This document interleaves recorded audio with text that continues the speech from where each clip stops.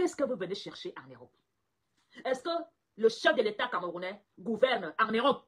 La diaspora n'a pas besoin de l'État camerounais. Apollonie Ngono, 13 Angolais, s'exprime sur l'enfarinage du ministre de la Jeunesse en Belgique. Regardez cette vidéo jusqu'à la fin. Qu'est-ce que vous venez chercher en Europe? Est-ce que le chef de l'État camerounais gouverne en Europe? Qu'est-ce que vos ministres viennent chercher en Europe? La campagne. Ce n'est pas dans la diaspora que vous avez fait quitter le Cameroun dans des conditions difficiles. Vous venez chercher quoi ici? La diaspora n'a pas besoin de l'État camerounais. Parce que l'Union européenne a déjà pris en charge les cas sociaux du Cameroun. L'Union européenne subit les microbes du Cameroun. Les voleurs du Cameroun, les fémins du Cameroun, les bandits du Cameroun, les proxénètes du Cameroun. Qui les prend en charge? C'est l'Union européenne, c'est les États-Unis. On vous a chassé au Cameroun. Comment pouvez-vous aller discuter avec vos bourreaux qui vous ont fait quitter le Cameroun? Même les fonctionnaires dans les ambassades sont obligés de faire des jeux pour arrondir les fins du mois. Les étudiants, soi-disant, ont eu la bourse d'études. Ils doivent faire des jobs pour s'en sortir. Ce n'est même pas le Cameroun qui donne des jobs étudiants à l'ambassade aux étudiants. C'est encore l'Europe qui fait des contrats de jobs étudiants aux étudiants camerounais. Vous venez chercher quoi ici? La campagne doit se battre au Cameroun. Votre campagne, votre place n'est pas en Europe. On vous farine, on vous bastonne. Mais vous venez chercher quoi ici?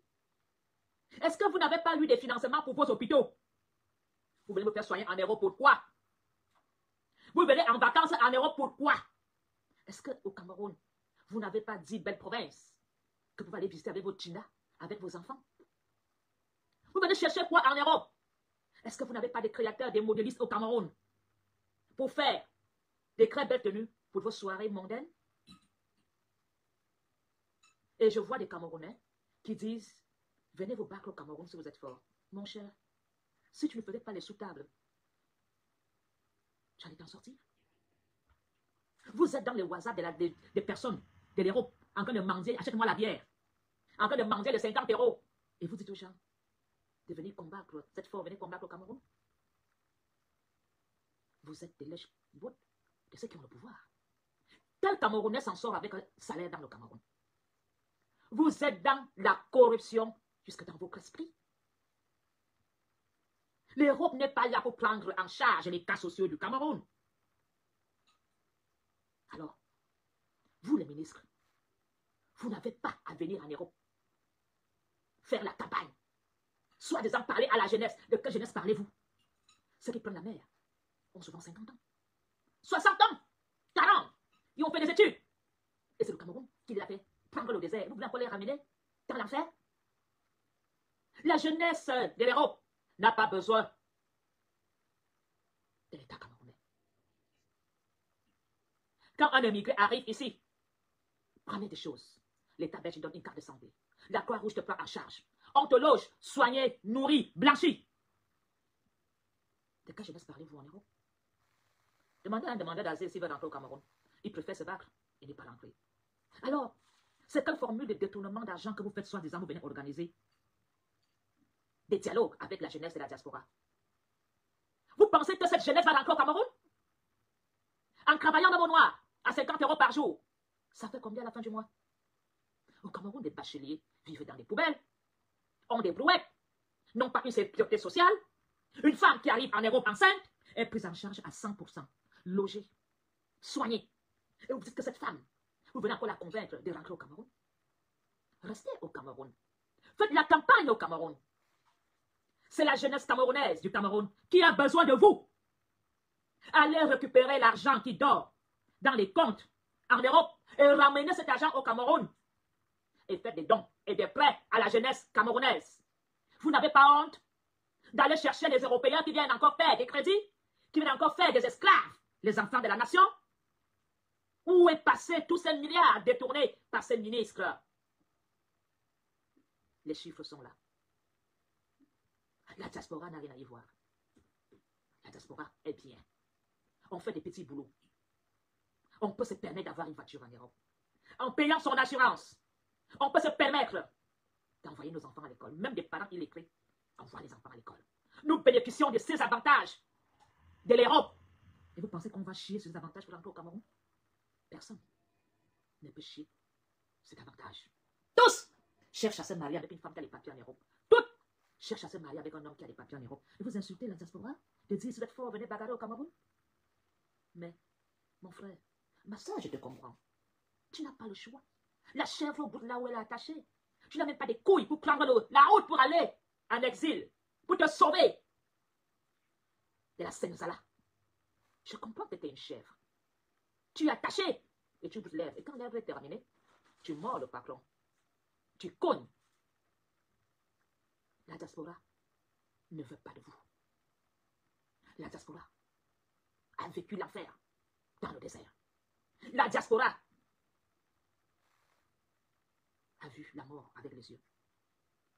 Car ils traversaient la mer pour laisser aller chercher une vie meilleure. Et vous voulez encore venir les jeter, les grains d'arachide, pas à pas, vous les ramener au couloir de la mort? Même les musiciens, pour se faire un nom, il faut aller en Europe. Même les artistes, obligés de chanter. Écoutez un texte d'une chanson. Un texte n'a plus de message, il a plutôt les noms des gens cités.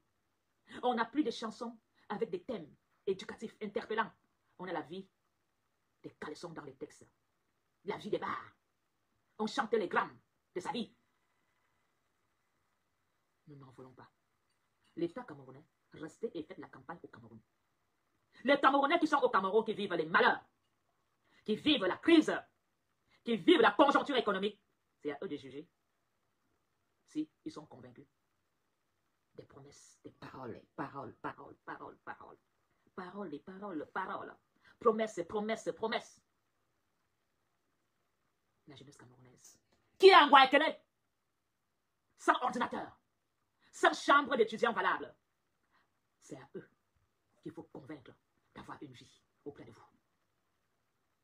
À la jeunesse camerounaise abandonnée dans l'alcoolisme, c'est à l'État camerounais d'ouvrir des hôpitaux pour faire un sévrage.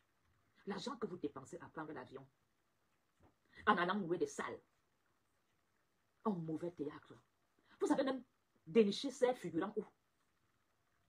Même ces gens, les Européens que j'ai vu parler dans cette réunion, à peine ils vont être au Cameroun, nous connaissons la suite. Chacun va mettre un frein à main dans les projets parce que ces blancs-là, avez-vous dit à ces blancs comment vous fonctionnez au Cameroun? Quand l'investisseur vient, chaque ministère, chaque service met son frein. J'ai combien dedans? Mettez mon nom dans l'affaire là. J'ai mon petit frère. J'ai la femme de mon frère. Et l'investisseur va partir. C'est encore de la peau parce que ça, ils ne savent pas. Combien d'investisseurs ont été au Cameroun sont repartis en sortant du bureau de la présidence? Ou ceux qui murmurent à l'oreille de Paul Biya disent, j'ai combien dedans? Ils veulent 5% dans l'affaire. Mais tu es fonctionnaire d'État ou tu es investisseur? La campagne, c'est sur le terrain. La campagne, ce n'est pas en Europe. C'est au Cameroun qu'on veut des routes. Ici, nous avons des autoroutes. Pas les autoroutes qu'on dit à la route. Nous, on a les autoroutes à 6 voies. Nous avons des feux qui fonctionnent. Nous avons la lumière qui fonctionne depuis 50 ans, jamais eu de coupure. Nous avons de l'eau potable. Nous avons des caniveaux. Nous avons des assurances en cas de sinistre. Tous les jours, les marchés brûlent. Tu ne peux même pas te souscrire l'assurance. Nous avons tout ce qu'il nous faut. Mais c'est Dieu qui nous a mis dans ce combat. Nos sorts sont scellés dans le changement du Cameroun. Alors, vous jouez au petit jeu. On s'est trompé des ministres. Il est venu faire quoi au Cameroun? En Belgique. Est-ce que le roi belge envoie les députés et les sénateurs faire la campagne au Cameroun? Est-ce que les Belges font la campagne au Cameroun? Et pourtant, il y a des Belges citoyens au Cameroun. Ils vont juste voter. Et ils vont voter ceux qui font du bien dans leur commune. Vous venez faire quoi en Europe? Encore une formule de voler l'argent. Ce n'est pas à nous de venir nous. Vous n'avez pas besoin de venir nous convaincre. Si on avait confiance en vous, on ne prenait pas le désert. On ne partait pas au Canada. On ne faisait pas les mariages arrangés. On n'allait même pas accepter d'aller se prostituer dans une maison close parce que c'est elle qui est au Cameroun, sachant très bien ce qu'ils vont faire en Europe. Un mari qui envoie sa femme au front, on n'a pas besoin que vous veniez nous convaincre. Nous avons 2 3 boulots. On le supporte pour prendre en charge les cas sociaux qui ne sont pas pris en charge par le Cameroun. Pourtant, il y a un service social. Est-ce que le service social prend en aide les cas sociaux? Même les enfants des militaires tombés dans la guerre du Nozo, est-ce que leurs enfants sont pris en charge? Est-ce que l'école est gratuite pour ces enfants-là? Nous n'avons pas besoin que vous veniez nous convaincre. On sait ce qu'on a vécu. Et je veux dire à ceux qui continuent ce mauvais jeu, le réveil va être très plus tard. La force des archives va vous faire mal. Ça prendra 5 ans, ça prendra 10 ans, ça prendra même un bail. 3 bails. Les Camerounais qui se battent pour le Cameroun ne manquent de rien en Europe. Mais ils veulent votre bien. Ils ne veulent plus que les enfants aillent mourir à la mer. Ils ne veulent plus la guerre au Nozo. Vous pensez que les ambassadeurs vont céder? Vous pensez vraiment que la guerre va s'arrêter? Avec les langues qui ont été prises? De la même manière que nous avons sous-estimé, dénigré, insulté le francophone qui s'est toujours senti inférieur parce que tu es l'enfant de. Aujourd'hui, les anglophones ont fait leur territoire un territoire respecté. Un ministre qui doit aller au Nozo prend les précautions. On ne va pas au Nozo sans gilet pare-balles. On ne va pas au Nozo sans peser les risques. On ne va pas au Nozo comme si on allait dans une basilique ou dans une église. L'entrée du Nozo a un palasson très piquant. À Yaoundé, on fait tout. Quand tu es fonctionnaire d'État dans le Nozo, tu es au couloir de la mort. Tu as peur. On les a sous-estimés. On les a traités d'angles fous. On a dit que cette guerre allait durer 3 jours. Et je vois les gens venir dire quand on ment un menteur. Mais ce mensonge qui a été dit par les journalistes.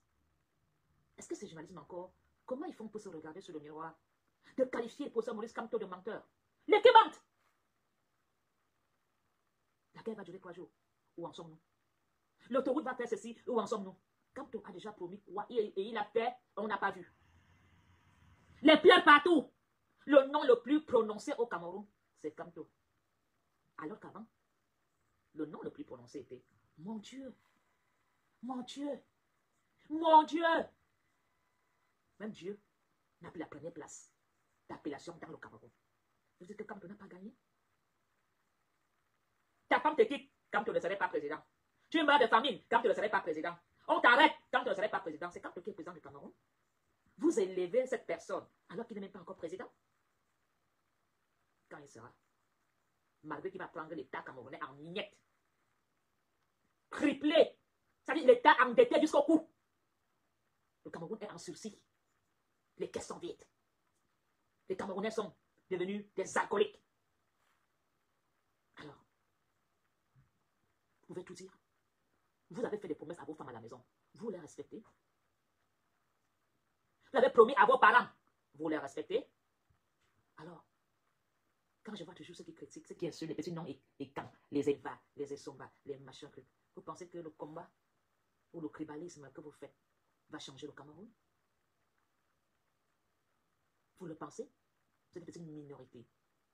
Une petite minorité. Et ce qui est incroyable, c'est que les mêmes qui viennent dire que Kamto ment sont dans le mensonge, même dans leur vie. Ils se mentent eux-mêmes. Mais ils voient le mensonge de Kamto. Tu as fait quoi quand il avec lui? Il t'a menti, il n'a pas respecté. Il t'a gradé. Il t'a promis un travail. Vous le qualifiez de menteur. Sur quel point on qualifie le gouvernement de menteur?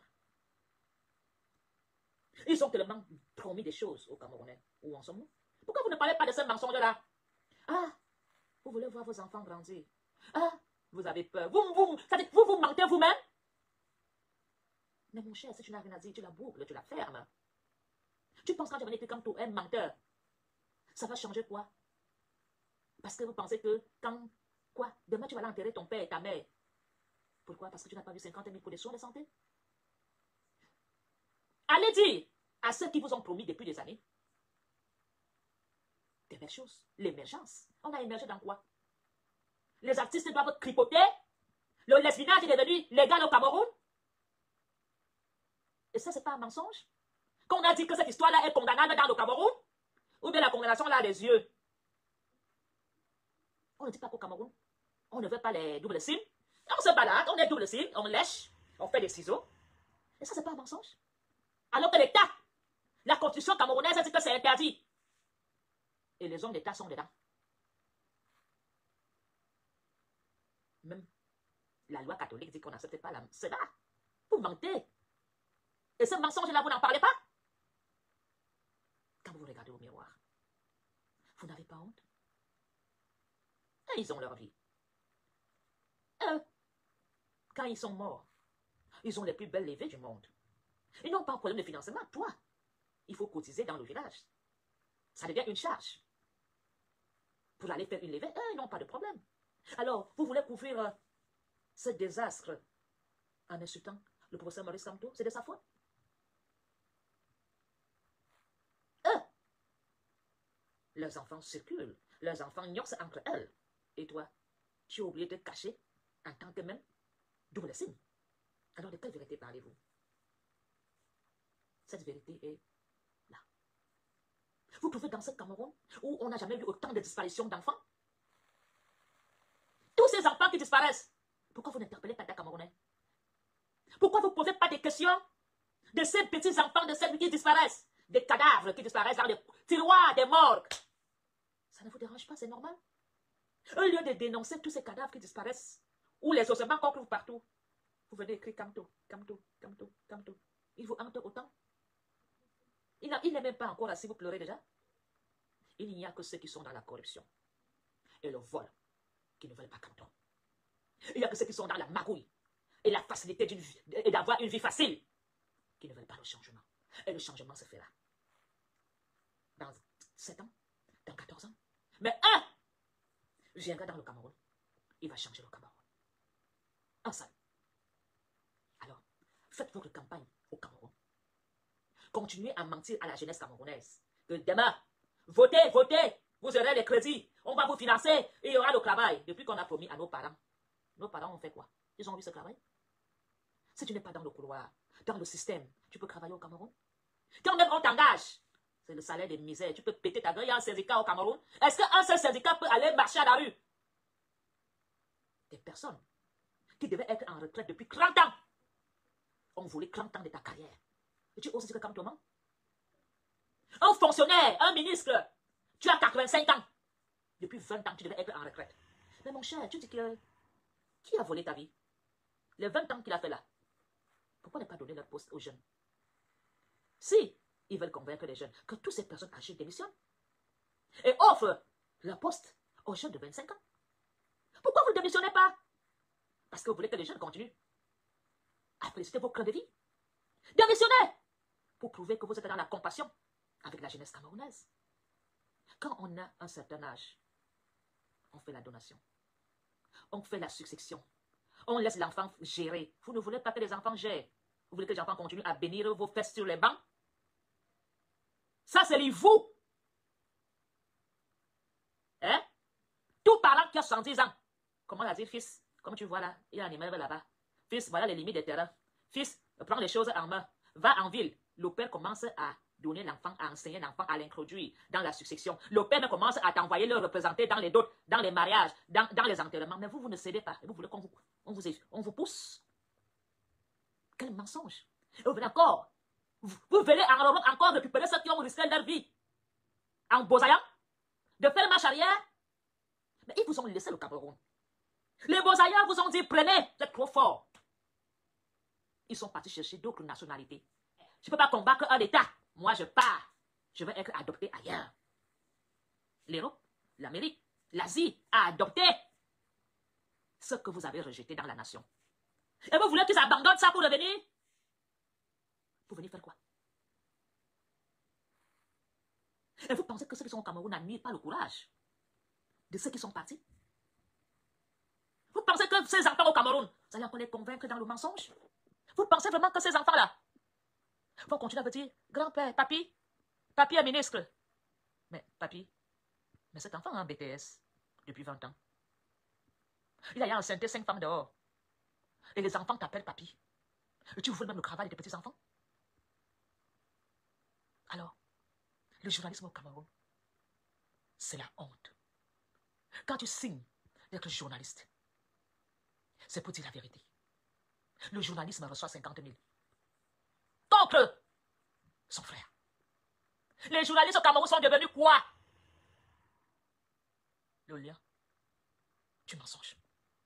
Ils disent plus la vérité. Atalakou, Atalakou. Atalakou à l'État.